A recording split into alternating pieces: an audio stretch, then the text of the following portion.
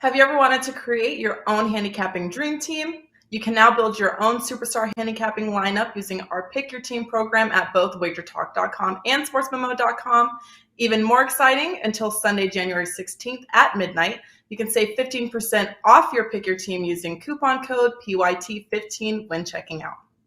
Dave Koken, Marco D'Angelo, and Ralph Michaels, John Ryan, Joseph D'Amico, and Rocketman.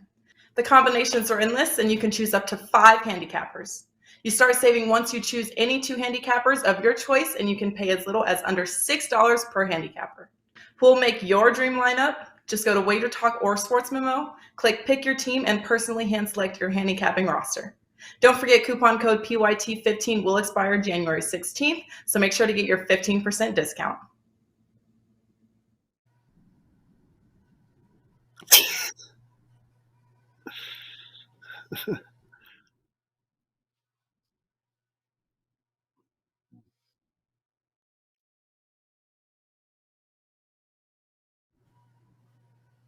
Happy New Year, everybody. Golf is back, and that means another Tee Time from Vegas episode is back. I'm Nick Borrman, your host here for the show. Along with me, Andy Lang, also of WagerTalk.com, to do a little preview of the first tournament of the year this season, the Sentry Tournament of Champions.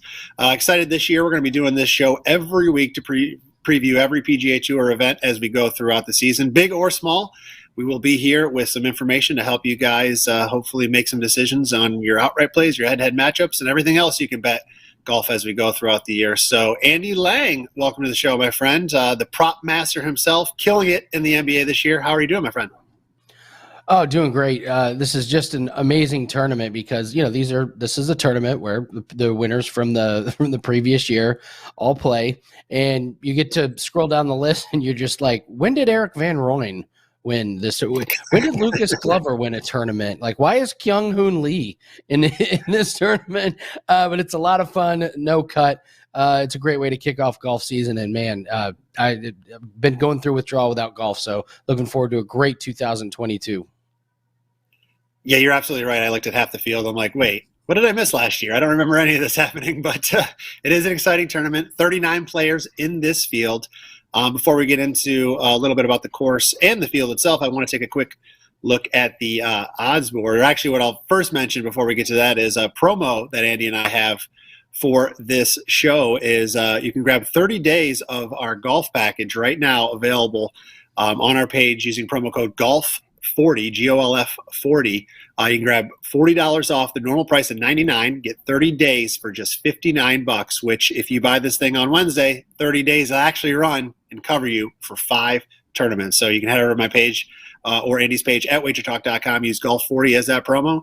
Great way to kind of dabble if you haven't bet golf before. You can get the packages for that 30 days, get 5 tournaments covered, and do it for a pretty good price. So you can head over to our pages anytime to use that promo code. So quick take a look at the odds board for this tournament. And this isn't simply the odds board as far as the top favorites. It is more the top 10 strokes gained on a PGA Tour over the last 6 months. It's a good way I like to start looking at these events to try to say, who's hot coming in.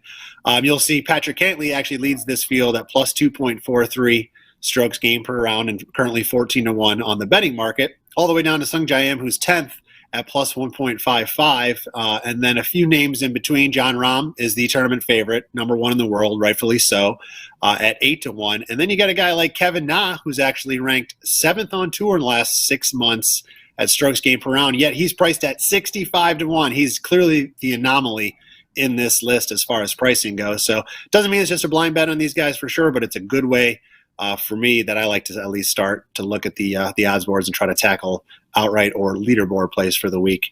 So as we move forward, we're going to talk a little bit about the course and the fields to help you guys navigate this tournament and see if you can, betting outright is not easy, and making your own decisions is what we're here to help you do. So we'll talk a little bit about the course and about the field. Andy, I'll let you talk first. Is there any information you want to throw out there on either course or field that's going to help the listeners this week make their decisions on how to attack this thing? Well, first off, it's no cut, so you're going to get 4 rounds out of everybody. So this is helpful in certain head-to-head bets. It's very helpful in fantasy leagues, daily fantasy, things like that. you can expect low scores. We get this every year. Unless there's a really powerful wind, you're just going to see guys go very low. It's a little bit of a unique course in that it doesn't necessarily favor long hitters or short hitters. Just about any type of player can go really low here. We've seen some of the longest hitters on tour dominate, and then we've seen some of the shortest hitters on tour dominate. So it's kind of tough to pick a winner. We had Harris English win this thing last year, which was a little bit of a surprise, but just expect some big time low scores. And if you're taking any props or any score bets, you're probably looking at under some of those totals. Yeah, good point on the course. This Kapalua last year was the number one course as far as percentage of fairways hit and greens hit of all 51 courses on tour, and that's because the fairways and greens are huge. So it's very rare that you're missing many throughout the round, and of course that's why you're going to lead to a lot of low scores. The only defense really out here, as Andy mentioned, is the wind. But other than that, anybody is really in play this year because the golf course was always designed to be a course that's going to roll. This is where you see 400-yard drives. This is where you can land a ball, 40, 50 yards short of the green and have that thing roll up on the green with how this course was designed to be played. So it is definitely a different type of a course that these guys play this week, and a good one to start the season for sure. A couple notes I have on the field this week is, and these are kind of stats I like to look at when I'm starting to, first dabble in trying to find an outright winner is, who's won this thing in the past and how will that help me determine what to look at this time around. So there are a few highly ranked players that aren't playing this week. We got DJ, number 3 in the world. He didn't win last year, but you already mentioned some names that did, Andy. So that's quite the bizarre story there.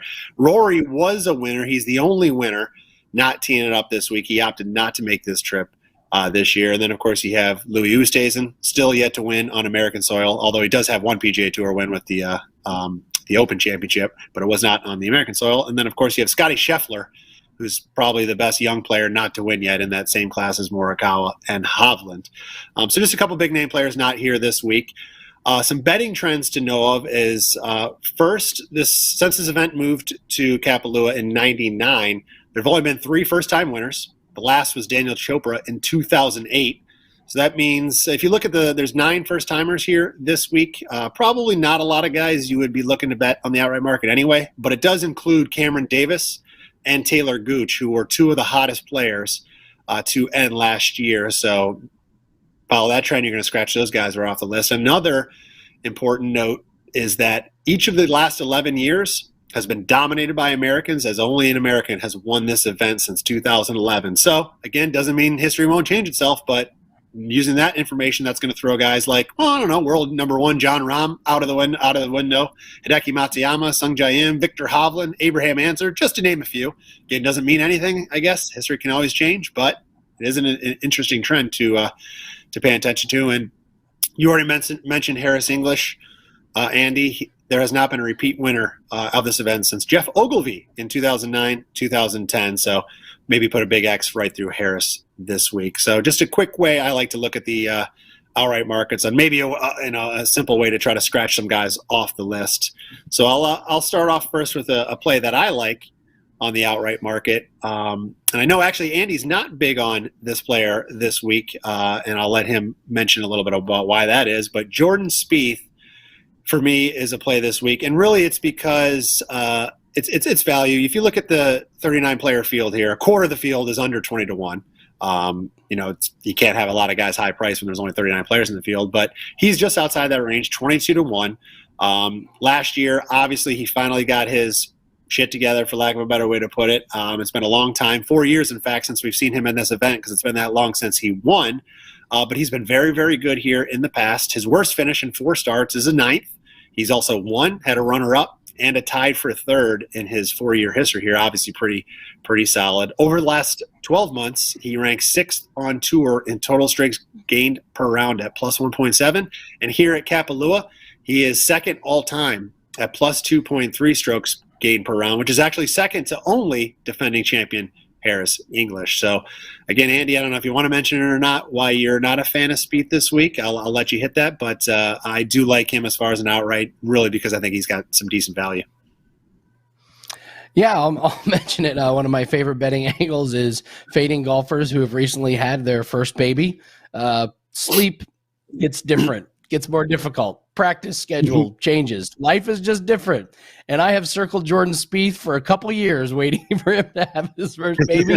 He had it in the fall, and he came out and he played a tournament a couple weeks later, and he finished dead last. So to start off the year, I am going to be fading Jordan Spieth. I think his life is a little bit different. It's going to take him a while to compete with some of these guys. Well, you say dead last. I say he finished tied for 18th or 19th or whatever it was in the field at the Hero. So, glass half full, I guess, is how I'll look at that.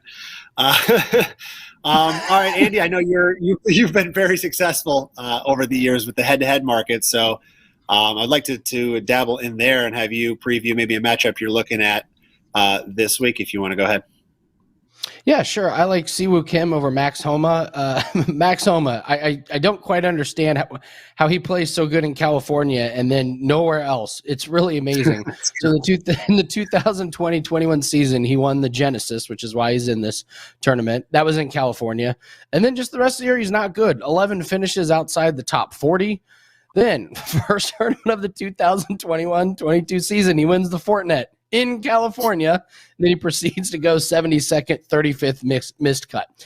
Siwoo Kim has 3 top 28 finishes in 5 tournaments in this short season. I just fade Max Homa outside of California. And last time I checked, Hawaii is not in California. It makes no sense to me. I don't understand why his game works in California, but not most other places. So give me Siwoo Kim over Max Homa.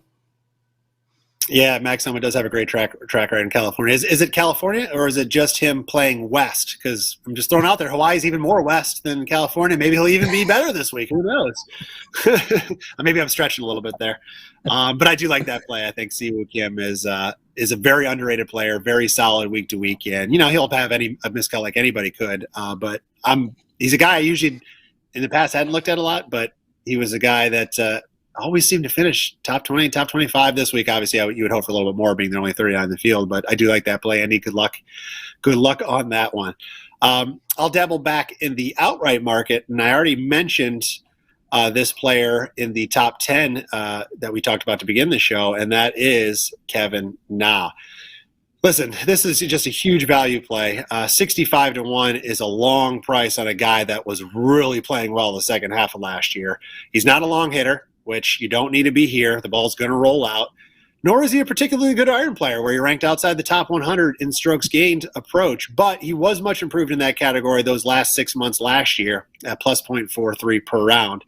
However, Na has the best short game on tour. He ranks number 1 last season, and he's a very good putter, ranking number 10 on tour in the last 6 months, and number 3 in this field, putting, averaging plus 0.67 per round. Well, I guess you could argue that the short game won't matter much this week, considering everybody's going to hit the green. The opposite would be true for putting, considering everybody's going to hit the green, so there's going to be that much more putting. So either way, he's just been playing very well over the last 6 months, and getting 65-1 on a guy that's, as we said, number 7 on tour in strokes gained over that time period, I think is just a really, really good value play. So I'm going to take a little action this week on Kevin on the outright market. Andy, I'll jump back to you for another head-to-head play. Who else do you like this week, and where are you looking? Some viewers, obviously everybody has different books. Some are playing offshore, some are playing, U.S. books. Where do you look for these matchups? Well, this is actually a really good point. It's worth noting. So what's happening with the markets now is we have the main lines, which most of the offshores use. So you're looking at your, Bet Online, Bovada, Bookmaker, Penny, all those books. Now what happens is the domestic books, your DraftKings, your BetMGMs, BetRivers, those that have a lot of golf plays, those lines are going to be different. You're going to see completely different matchups. You and I live in states where we have access to those. And so what we end up having is a ton of matchups and a ton of props. So if you do not have access to those domestics, you're going to have to look at all the offshores. But that's where the main lines come from. That's where most of my plays come for. I am including all plays from DraftKings, BetMGM, BetRivers. But you start with the offshores, and then if you have access to the domestic books, then you can look there. But it takes a long time because each of these websites are not in sync. So don't be surprised if you're getting different matchups at every website. So do your due diligence and look hard. For this first play, I mean, getting Xander Schauffele at plus money in any head-to-head matchup is great, but I love getting him over Bryson DeChambeau. I mean, we saw Bryson at the exhibition just get blown off the course by Brooks Koepka, and I'm not putting a whole lot of that as it was more for fun, but some of the quotes he said where he's been training for these long drive competitions, and he'd say he doesn't know how the ball is going to spin, and you could see it. His approaches were awful. His putting was awful. After the Ryder Cup, he goes to one of those long drives. Then we don't see him again until the Hero World Challenge. He had one good round and then 3 awful rounds. He finished 14th out of 20 golfers. And Xander loves playing here. He's finished 5th, 2nd, 1st the last 3 years here. Bryson has never finished better than 7th. Bryson is going to be on my short list of guys to fade if I don't like what I see the first few rounds. It could be a little bit of a goofy start of the season for Bryson if he's not dialed in on how to play actual golf and not these long drive competitions. So Xander at plus money over Bryson is a great play for me this week. Dude, that's a killer play. I mean, Xander has a great track record here. He's as good on tour as anybody. He's actually a unique one in this week because he didn't win on the PGA Tour last year, but he got in via his gold medal win at the Olympics, which is hard to say because the guy, I mean, he is a top 5 machine and he's always there in the majors. And I do expect another good week for him. So I love that play. DeChambeau, you're right. I mean, he's all over the map with what he's doing with his game. And if, this week driving doesn't matter as much as it normally does, we know he hits the ball a mile, but everybody kind of gets a lot of yardage out of this course. I guess that takes away his main weapon. So I love that play, Andy. I'm definitely going to jump on that one myself. So thank you for the tip. I will mention one more play I'm looking at this week. So besides the outrights, I also like to look at the leaderboard markets, and that's usually further down the list, guys that, are over 100 to 1 to win, probably aren't going to win, but maybe they have a good week and they can finish, top 10, top 20.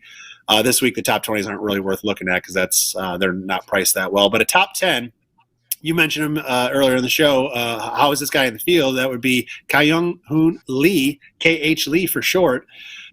He's certainly not a household name, I'll say yet, but he has been playing better than ever at his most recent starts. He's proven himself a winner. Obviously, he's here. He qualified for this event. He won the AT&T Byron Nelson back in May. But over his last 5 starts is where he's really been playing well. He missed the cut at the Sanderson Farms in October, but he finished inside the top 25 in his other 4 starts, including tied for 12th at the BMW, tied for 14th at the Shriners, 25th at the CJ Cup, and 18th at the Zozo. It is worth noting 3 of those events were no-cut events, just like this week. So guaranteed to play 4 rounds, just kind of means even one slow round is not going to keep him back. So I think at plus 550 is a decent price to get Hung Lee just to finish near the top of the leaderboard on that first page. So I like him as a leaderboard play this week. Andy, we'll turn it right back over to you one last time. Any last information, final thoughts this week for the listeners, be it another play, another prop, or just overall general betting advice for this week? Betting advice, be careful when you're looking at previous tournament and course history. The last couple seasons have been very, very strange for the PGA Tour. So if you're comparing years past and seasons past, make sure you're looking at tournaments that haven't switched. There are some tournaments that are being played at different courses. There are tournaments that are played in different weather because of the time of year. So if you're out there doing your own research, be careful with that. I would also like to add, this is going to be, Nick, an all-time cheesy, hilarious Phil Mickelson week. There is not going to be one person that is going to be having more fun than Phil Mickelson at the Tournament of Champions coming off of the championship win.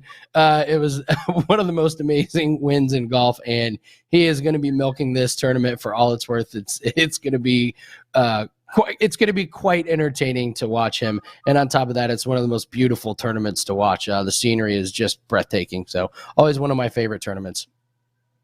You're absolutely right. I forgot Phil was even here this week. I still can't believe he won that major last year. His big glasses, cheesy glasses, and all. You're right. There'll be a lot of thumbs up from Phil around the course this week. And who knows? Maybe he'll put 4 rounds together and be in contention come Sunday.